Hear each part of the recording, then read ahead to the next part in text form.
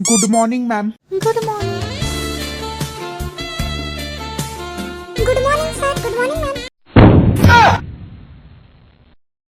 ये कोई टाइम है ऑफिस आने का? मैडम ये हाथ में क्या लेके आई हो? सर आपको याद है कल 8 बजे की जगह आपने 11 बजे छुट्टी दी थी?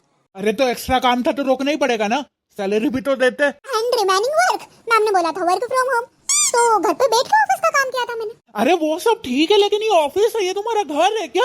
ये क्या लेके आई हो? कद्दू और ये चाकू और ये क्या क्या, मतलब ये क्या करके ये तुमने अपना घर समझ के रखा है क्या? हाँ, ऑफिस का कोई स्टैंडर्ड होता है कि नहीं? एक बात बताइए, जब मैं घर पे भी ऑफिस का काम करूंगी तो मैं घर का काम कहाँ करूंगी? तो घर का काम ऑफिस में करना पड़ेगा मुझे सब्जी बनानी है तो ऑफिस में सब्जी ही काट के ले जाऊंगी, घर पे जाके छोक दूंगी।